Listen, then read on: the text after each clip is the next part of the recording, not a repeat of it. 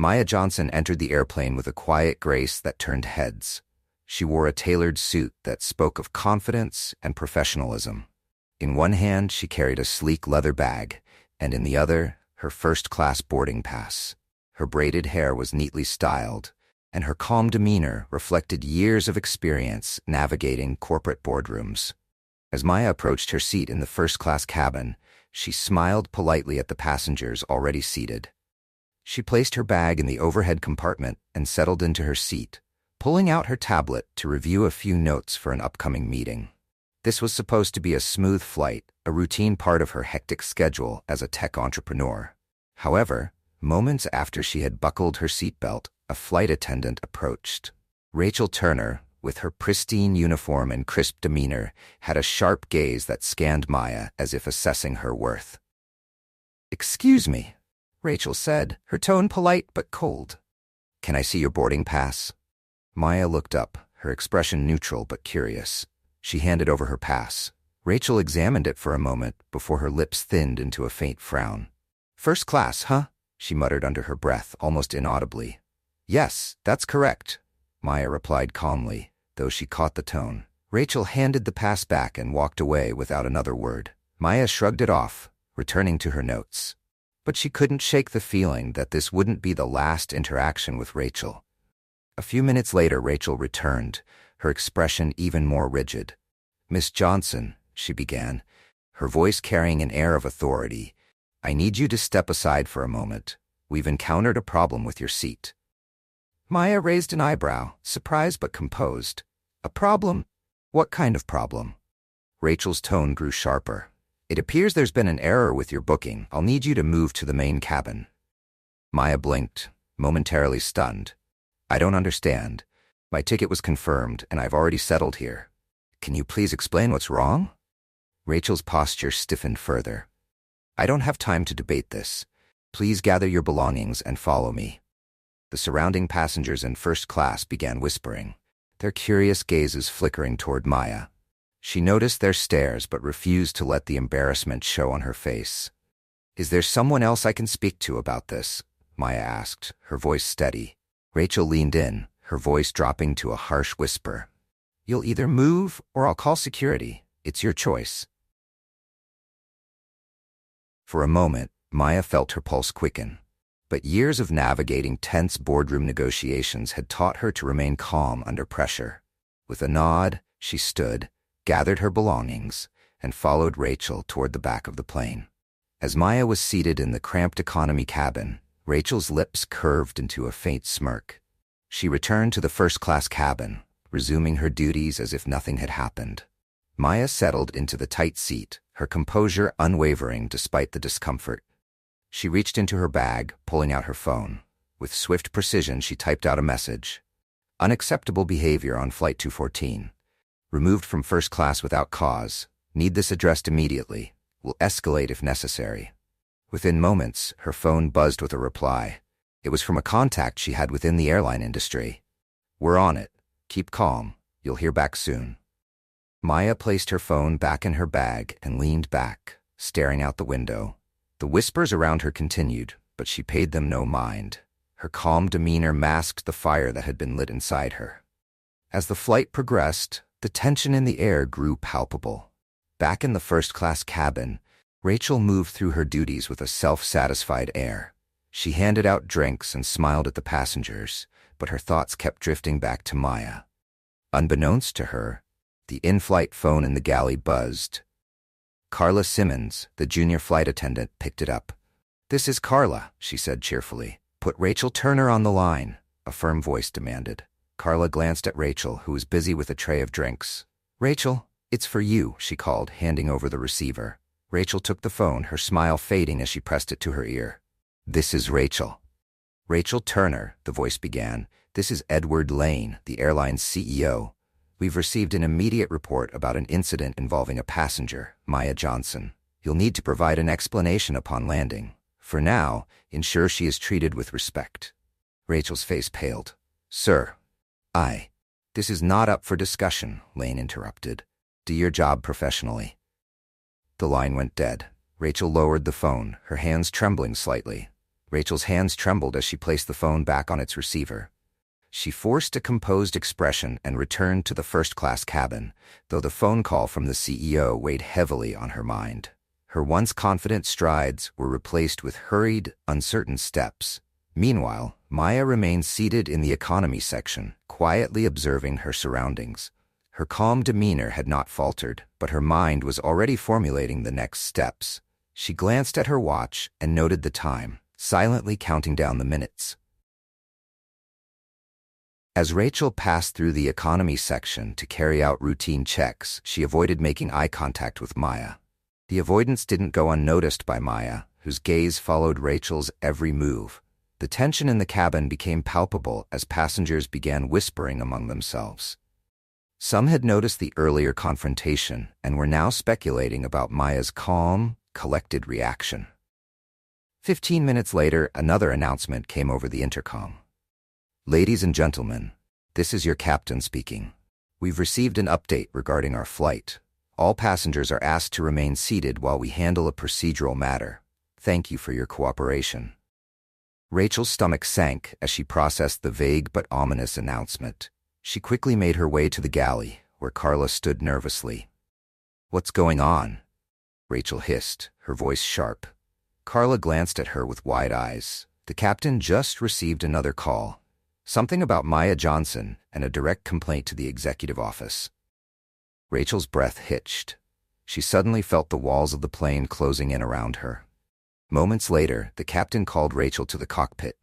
She hesitated before stepping inside, where the captain, a stern yet composed man, looked at her with disappointment. "Rachel," he began, "I've just spoken with corporate. Miss Johnson is a highly valued passenger with significant ties to the airline. The way you've treated her is unacceptable." Rachel stammered, her face flushed. "I didn't know, sir. She didn't seem like—" "Like what?" the captain interrupted, his voice icy. "Like someone who belongs in first class? That's not your decision to make. You're a flight attendant, not a gatekeeper. You've embarrassed this airline, and you've insulted a key stakeholder." Rachel's hands shook as she tried to respond, but the captain continued. "You will go to Miss Johnson and personally apologize, and when we land, you'll explain your actions to the disciplinary board." The gravity of his words hit Rachel like a brick wall. She nodded, her voice barely audible. "Yes, sir." Rachel walked back to the economy cabin, her steps heavy. She stopped at Maya's seat, her face flushed with embarrassment. "Miss Johnson," Rachel began, her voice unsteady. I'd like to apologize for my earlier behavior. I made a mistake, and I deeply regret how I treated you." Maya looked up, her expression calm but unreadable. She studied Rachel for a moment before responding. "Apology accepted," Maya said evenly, though there was no warmth in her tone. "But the damage has already been done." Rachel's shoulders slumped. "I understand. I'll do whatever it takes to make things right." Maya didn't respond. She simply nodded and returned her gaze to the window, dismissing Rachel without another word. When the plane landed, Maya disembarked with the same grace she had shown throughout the flight. She was greeted by an airline executive who escorted her to a private car waiting on the tarmac. Rachel, on the other hand, was called to an impromptu meeting with the disciplinary board. The board members reviewed the incident with a mix of disappointment and frustration. "This type of behavior tarnishes our reputation," one board member said sternly. "We expect better from our staff, especially in first class." Rachel tried to explain herself, but the board was unimpressed. "You're suspended until further notice," they concluded. The story didn't end there. A few days after the flight, the airline announced a major partnership with Maya's tech company, which specialized in customer experience optimization. The partnership included Maya's direct involvement in training staff to ensure incidents like hers never happened again.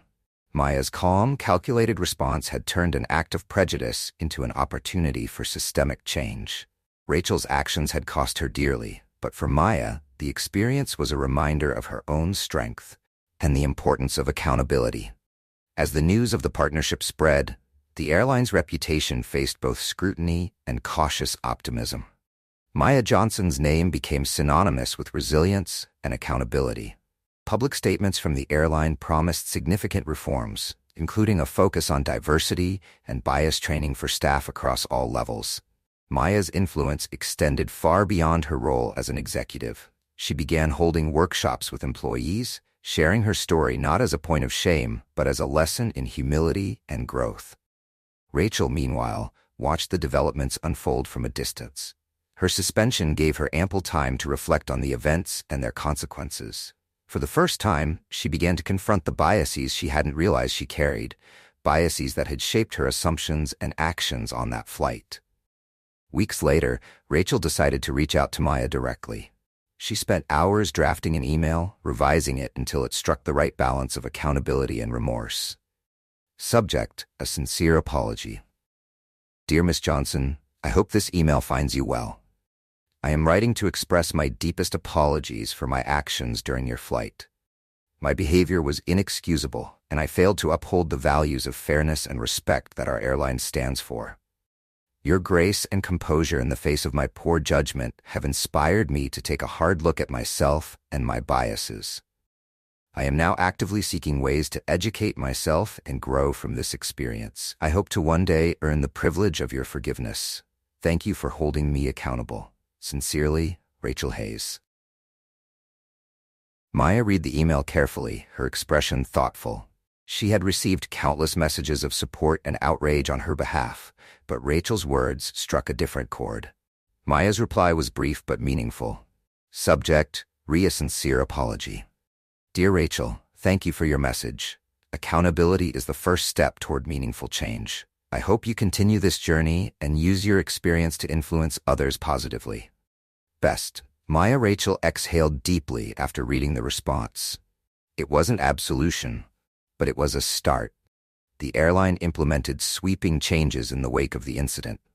Training sessions on unconscious bias and customer relations became mandatory, and employees who excelled in these areas were publicly acknowledged. Clara, the empathetic flight attendant who had assisted Maya, received a promotion to lead these initiatives. Maya worked closely with the airline's leadership to ensure the reforms were more than surface-level fixes. She hosted open forums where employees could share their concerns and ideas for improvement. Her presence was a constant reminder of the airline's commitment to rebuilding trust. Maya's efforts extended beyond the airline. Other companies began reaching out to her, seeking guidance on creating inclusive workplace environments.